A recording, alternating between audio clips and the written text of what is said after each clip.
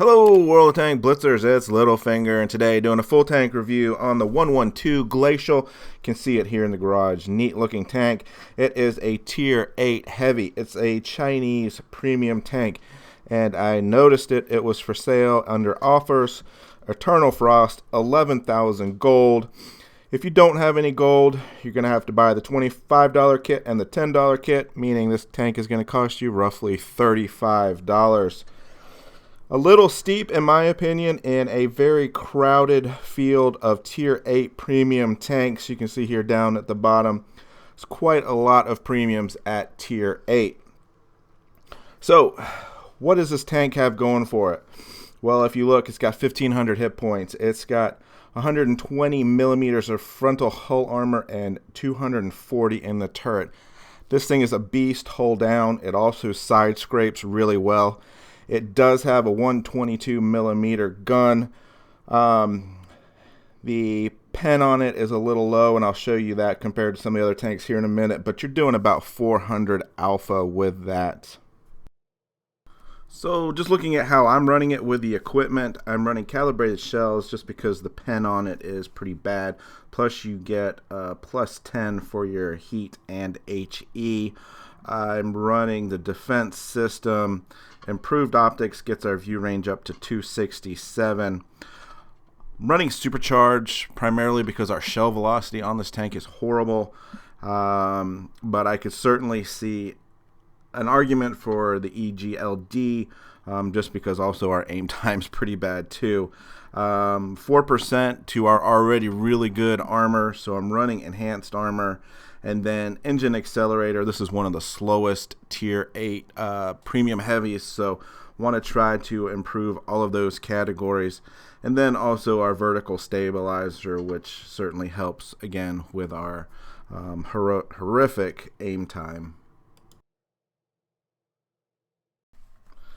Okay, so I'm pulling up blitzstars.com here, and I've got all of the heavy tanks at tier 8 shown on this screen, and you can see it is quite a long list of tanks. But one of the things I wanted to point out, damage per battle, you see where this Glacial is. It's towards the bottom. It is the worst of all premium tanks. And this is heavies, of course. So just keep that in mind before you drop 35 bucks on this tank. Win rates down there at 51%, kills per battle at 0.75. So how do my stats look? So here's a 90-day average of all my heavy tanks that I've played, and again you can see the Glacial is down at the bottom. My average damage per battle is 1523, so slightly above the average for everybody else. My kills per battle is right in line there at 0.8. I think it was 0.5 on the other one. My win rate's pretty good at 63% over the last 90 days. If we switch to all time, it kind of comes in here middle of the pack. My average damage is 1765 in it with 60.5% win rate, but again, it is towards the bottom of all of these other premium tanks, so keep that in mind.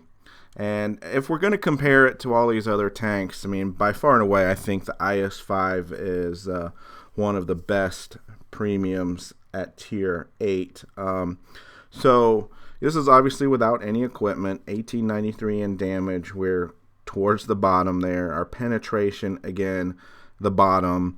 400 alpha is the tops, but we've got such a slow shell velocity, and that's what I was talking about, 900 versus 1400 in the IS-5. I mean, that's just crazy. Aim time is,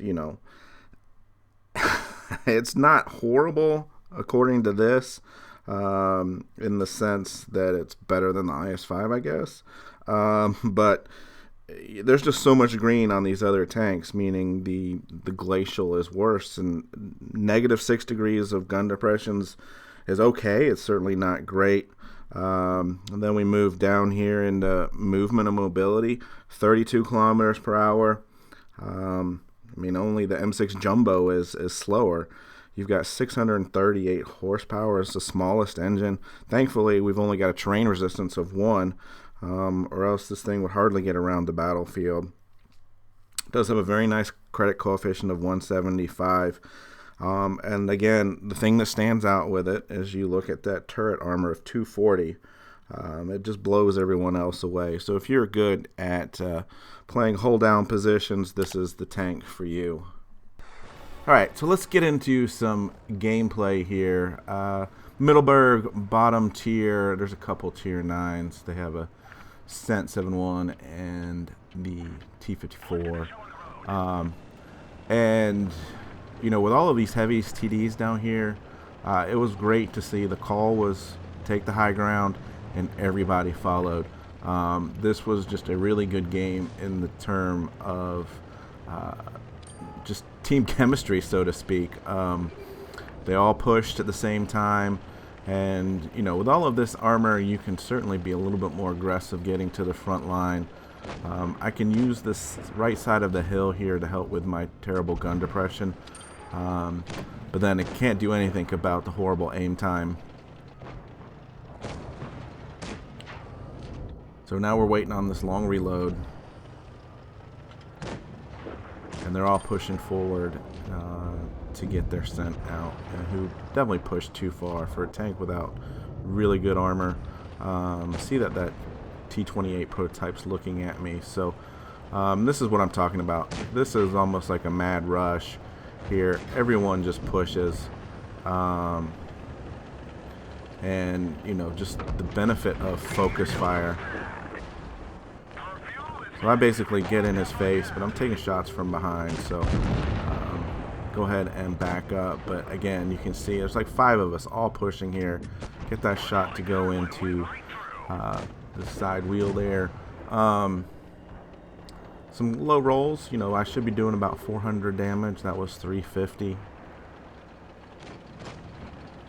So again, get another shot here into the T-34. And it's just amazing how fast you can take down a full health tank when you've got 4, 5, you know, heavy TDs all coming in together. I mean, here's the T-54,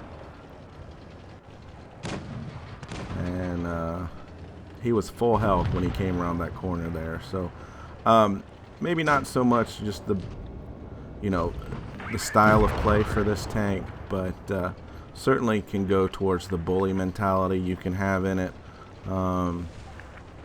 Did help that they had 1 AFK, but anyway, I don't think it would have mattered. Our team just played together really well. We pushed, we focus fired, you know, and these are all the things that we practice when in playing in tournaments and stuff. So you can see here, 286 meters away, 421 of damage. Finally get a good roll. But we didn't end up with any kills, but we did do 2366 in damage, which was good for a level 2 mastery badge.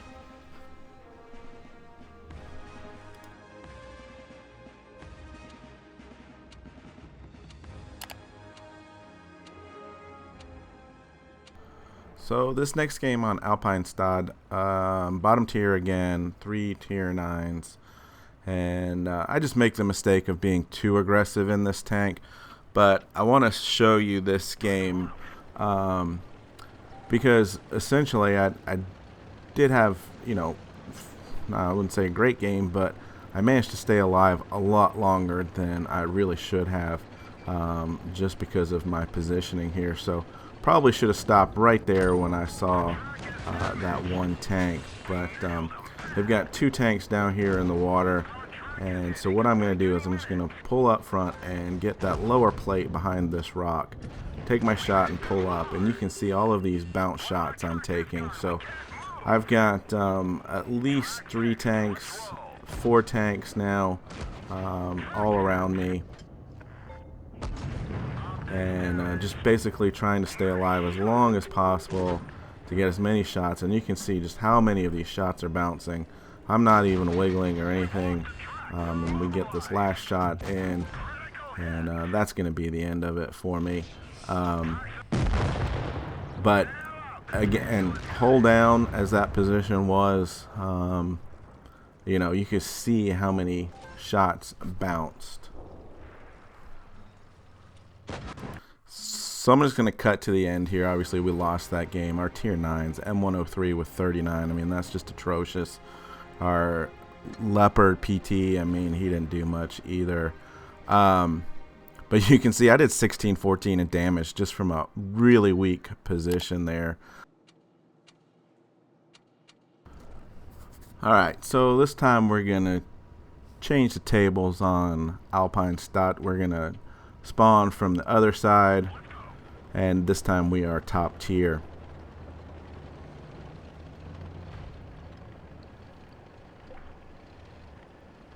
So I basically decided to come this way to protect against any mediums or lights that they have that might want to try to flank.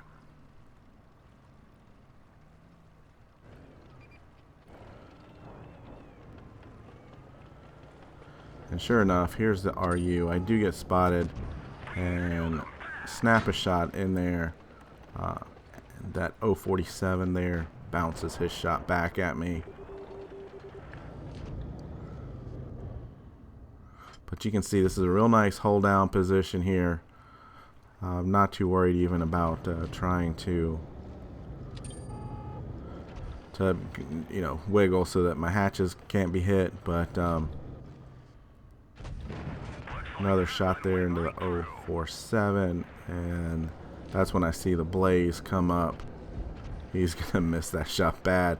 Talk about a tank with horrible aim time. So I was hoping he'd give me a chance to get a shot in, which we do, and my teammate finishes him off. And so now that since they're all in town, I wanted to go ahead and push into town.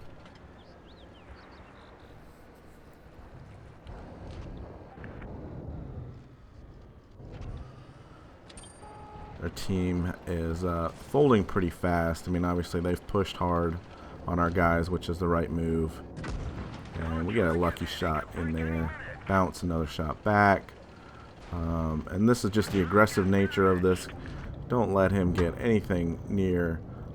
He's not going to shoot anything off of the sloped armor in the front there. Teammate finishes him off. And this is where I make a really silly decision, I think, in the sense that I turned around, obviously getting shot from behind, and wanted to get over here basically to protect our SU. But in the meantime, I've left my platoon mate to fend to himself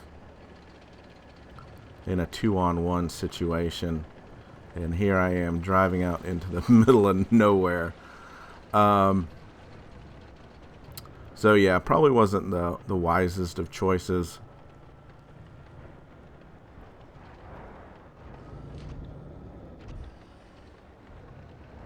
And you can see that AMX CDC is used to speed, and he's already on the other side of the map.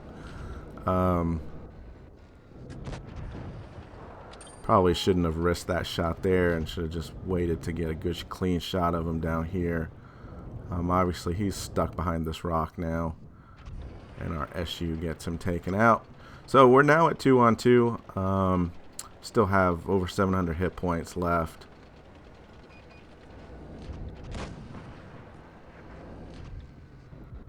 And forget trying to take a shot on the move in this tank. It's just not going to work. You have to aim.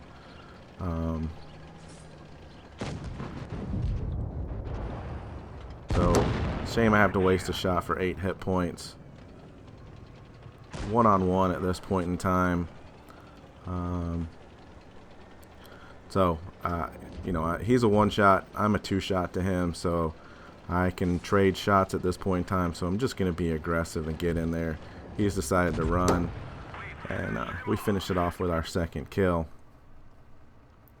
So with all that being said, we still managed to come back and win the game with 2770 in damage. Good for level 2 mastery badge there.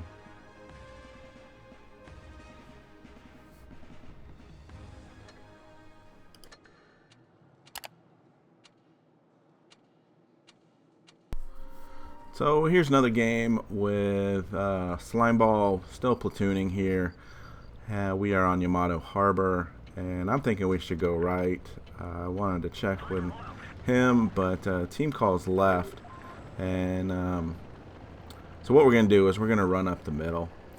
And I tell you what, this tank works really well in a platoon with T-54 Mod 1 that he's running. He's got some good armor as well and can brawl. So SP1C meet HE shell. Not sure how much damage I did because obviously my platoon mate there got the shot in about the exact same time as I did. Get a bounce there, and we're just gonna use this tank's armor and be aggressive and just get in the face. And we've bounced 2 shots now of this T-28, and so we're just gonna pin him sideways. And this is what I'm saying. I've got my platoon mate to my left. This tank just works really well. You can see how fast we can finish off a full tank, full health T-28 there. And I basically was only able to get 1 shot in.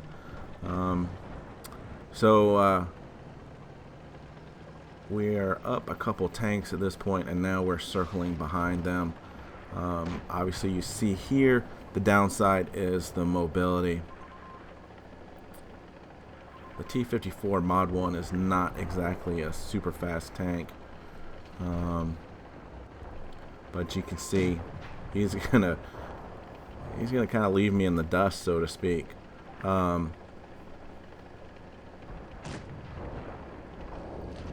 So it just takes a second here. We'll catch up eventually.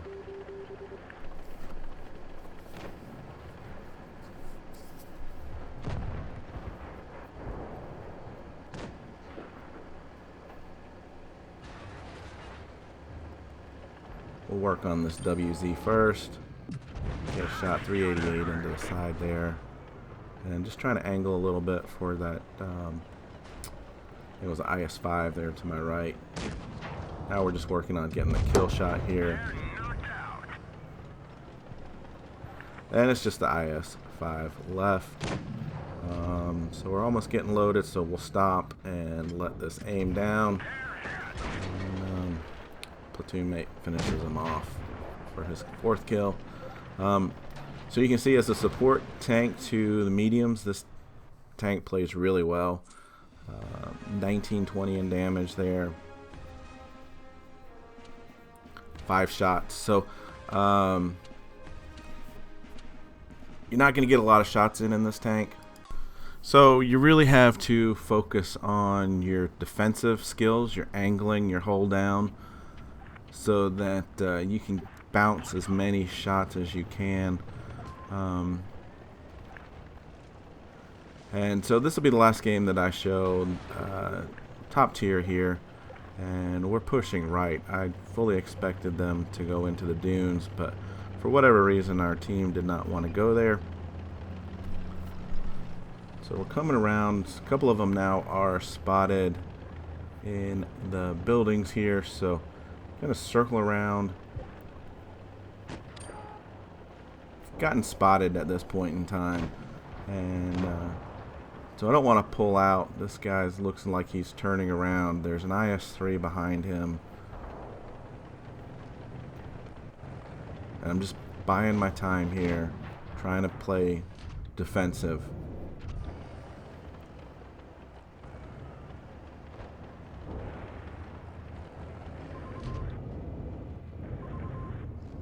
Here comes the IS-3. You get a shot into him, and he bounces it in return. Now here comes the WZ. You can see what I'm doing is I'm pulling forward into the building, and he can only shoot the side of the tank, and of course that does bounce. He does a good job returning here, and I can't get the gun depression down enough, and don't have a very good angle.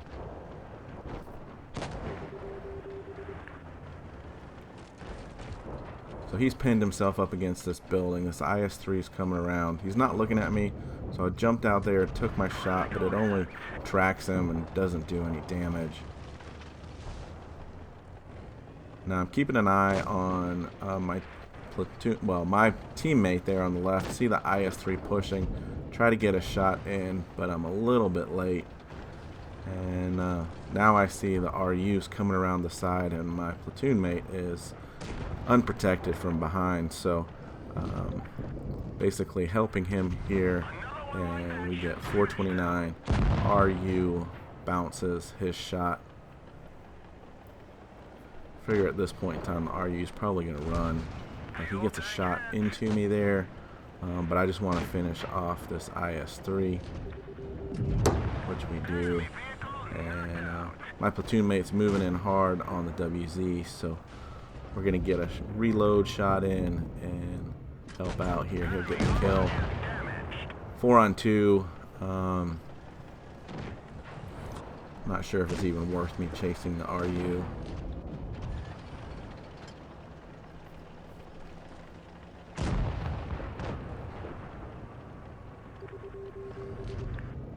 So it's just the Bulldog left. Snap that shot in for 414 damage. So again, you know, this tank is all about angling, getting hull down wherever you can. There's not a lot of spots, I don't think, in these maps to get damage in and be hull down. You can get hull down, but most of the time you're not in the battle. Get in the faces of other tanks. That turret armor is insanely strong. And I just feel with the playstyle of this tank being a heavy, being slow, and such a long reload, it's really hard to get those big games. I mean, it has to be set up just perfectly for you to be able to almost sniping shots in. If you're on the front line, obviously you're drawing most of the fire, which is what you want to do in this tank, and try to bounce as many shots and help your teammate get shots in return unmolested. So anyway, wouldn't spend $35 on it. Glad I got it for free. So anyway, hopefully you guys have learned a few things about the tank, made your own decision, and I will see you on the battlefield. So remember, get educated, not fingered. Littlefinger out.